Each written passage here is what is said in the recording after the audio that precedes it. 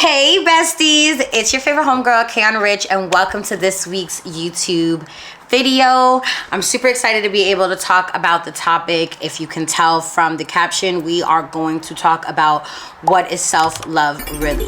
If you're new here, my name is KAYANARICH and I'm about to be your new favorite homegirl. Here at this channel, we heal, we grow, we glow, and we become the best versions of ourselves. If you are returning, hey bestie, I've missed you. I'm sorry I've been gone for so long, but your girl is here. Super excited to talk about this topic. Actually, one of the topics that we talk about in my self-love mentorship program. Spirit has been telling me that this is something that we need to talk about. This is something that we need to break down. So before we get into this topic, make sure that you go ahead, you grab your water, you grab your tea, you grab your notebook, because we are going to break some things down, okay?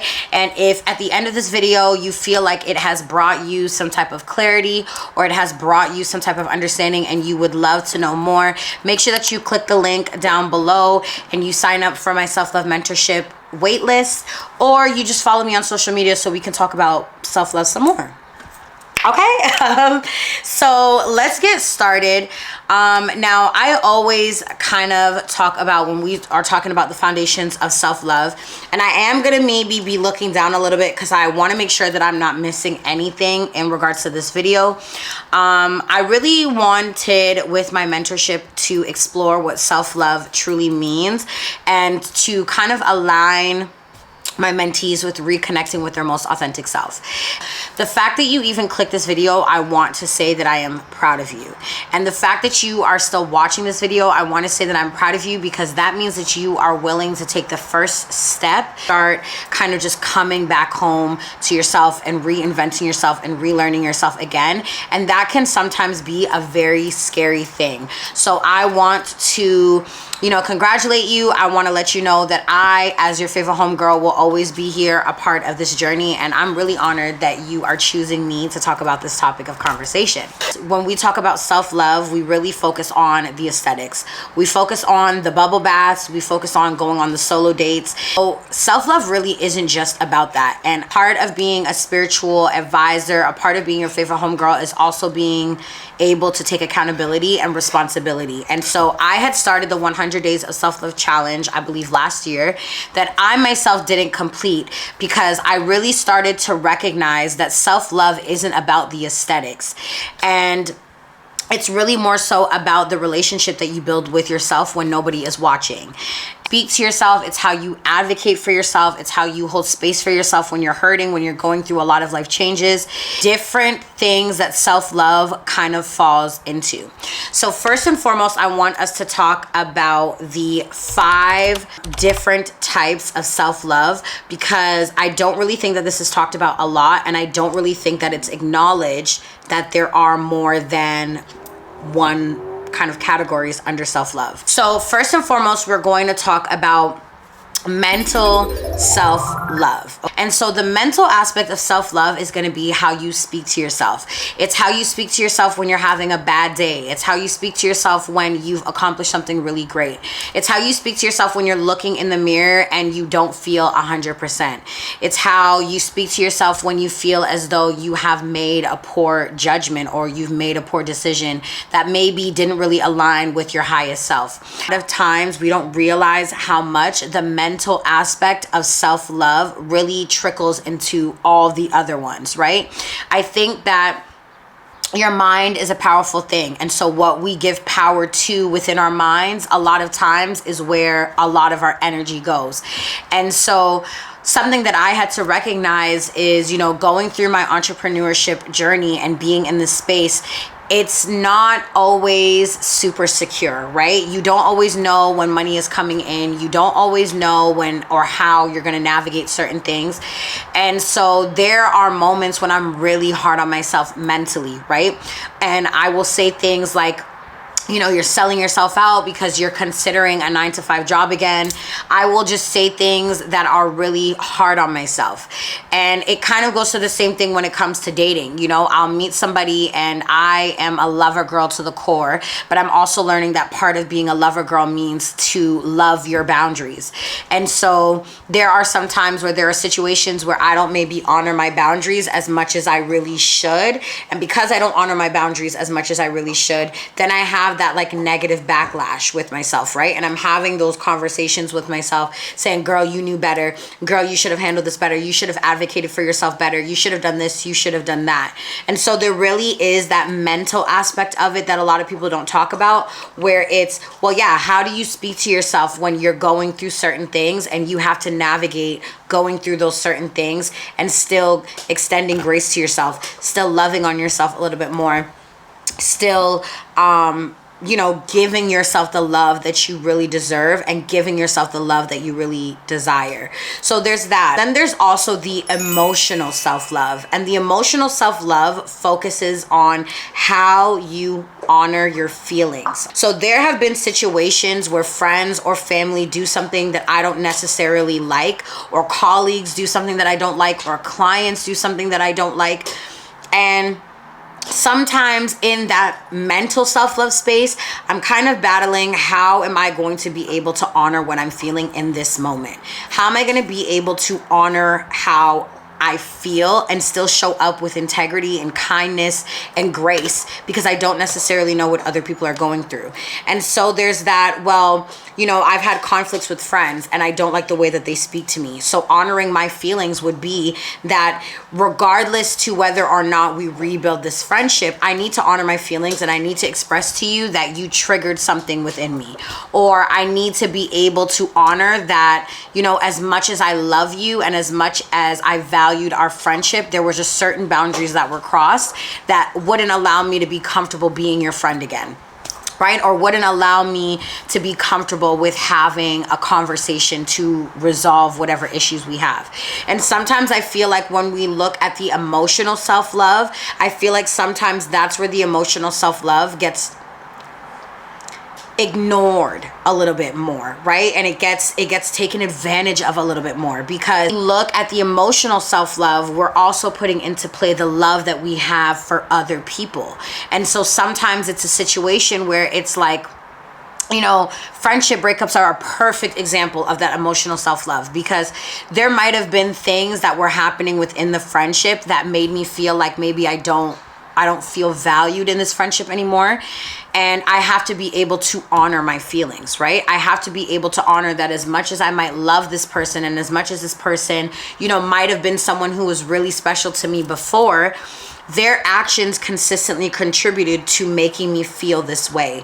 And so you have to be able to take ownership of your feelings, and take ownership of your feelings in a way where you're going to communicate how your feelings made me react. I'm going to articulate and communicate that.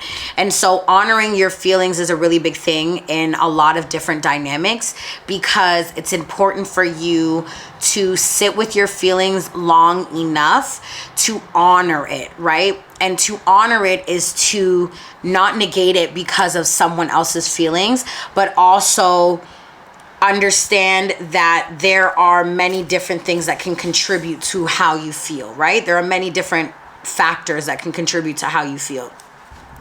Talk about physical self-love, and that's how you treat your body. And I think that is a very wide example of self-love. And the reason why I say that is because you can look at this in so many different ways. You can look at this by, how do you eat?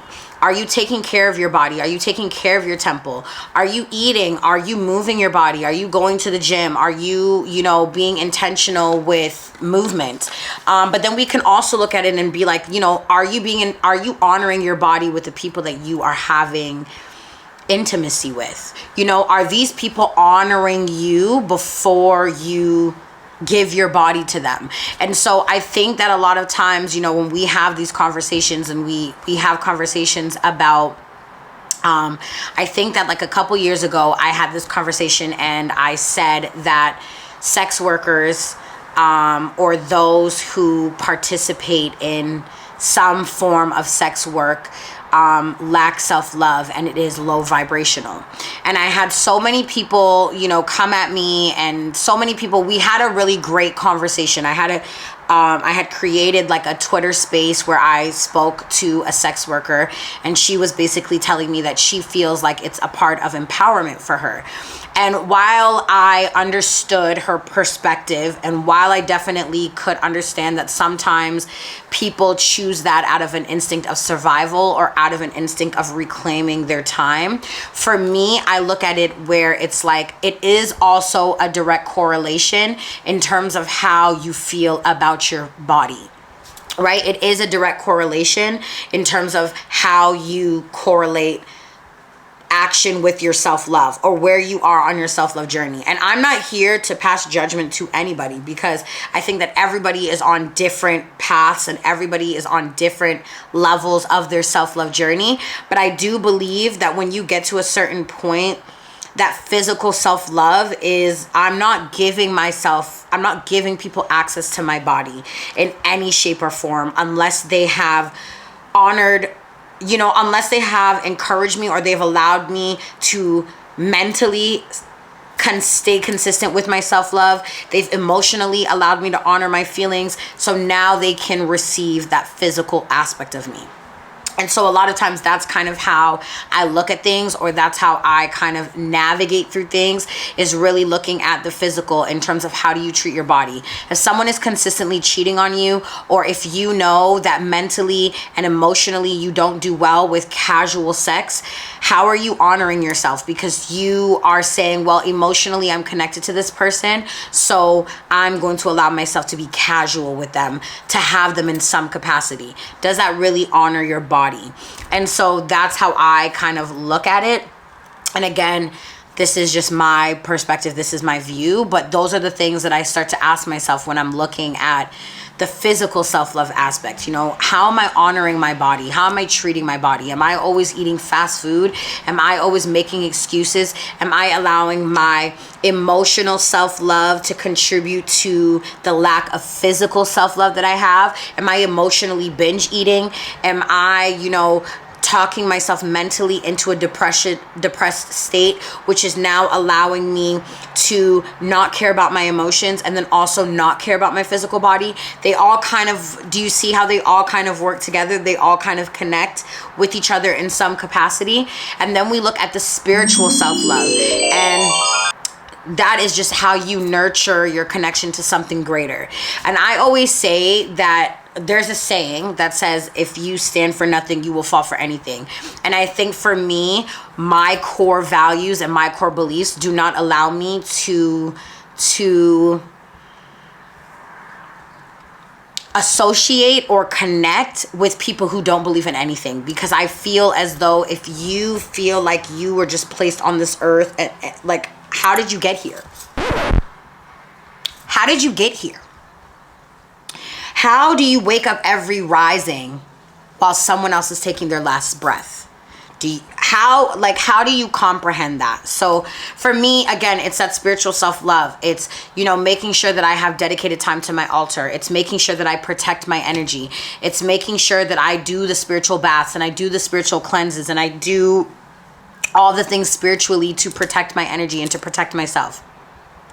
Those are the things that I make sure that I do to make sure that I am okay, right? And then we look at the relational self-love, and it's how you allow others to treat you. And this is my favorite, because people will say how you allow other people to treat you is how you treat yourself, or how you allow other people to see you is how you see yourself. How you carry yourself is how you feel about yourself, right? I come from a Jamaican household where it's always been, how you carry yourself is how you think about yourself. If you look sloppy, if your house is messy, that's, cleanliness is next to godliness, and how you present yourself is how you feel about yourself. And I'm a firm believer in that, because I feel like if I carry myself a certain way, the audacity of you to treat me less than that, right? If I'm showing you that I don't respect my own mental self-love, I don't respect my own emotional self-love, I don't respect my physical self-love, I don't have a spiritual self-love, then yeah, you're gonna play with me some type of way, and I'm gonna allow you because I'm lacking somewhere in here, right?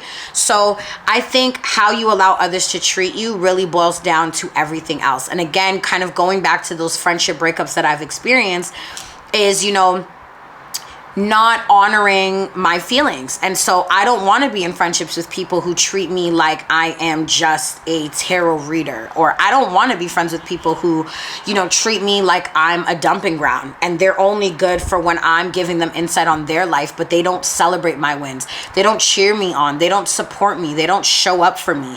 I'm not interested in maintaining those relationships. That's a relational self-love boundary for me. And so you really have to start asking yourself those questions, because I feel like that's where it really kind of dives into, or it really kind of matters the most, if that makes sense. Finish off this first part of this video. I want to leave you with a journal prompt, and the journal prompt that I want to leave you with is, which of these areas are you nurturing well, and which ones feel neglected? And so this is probably going to be maybe a 3 or 4 part series. We're going to drop these every soul day, which is Sunday. And it's just going to kind of allow us to rework the relationship that we have with ourselves. And so this first part is us talking about the mental, the emotional, the physical, the spiritual, and the relational self-love. That while we do that and we kind of get into that basis, then, actually, I think that we will then get into breaking down what self-love versus self-care versus self-worth is, because I also feel like that's where we sometimes get confused, and that's sometimes where we lose the essence of what we're talking about. So I will see y'all next week, where we are talking about self-love versus self-care versus self-worth. And if you feel encouraged or you feel called to, I would love for you to drop what you're feeling or what you are nurturing well, and which ones feel neglected in the comment section, so that we can heal, grow, and glow together. See y'all later.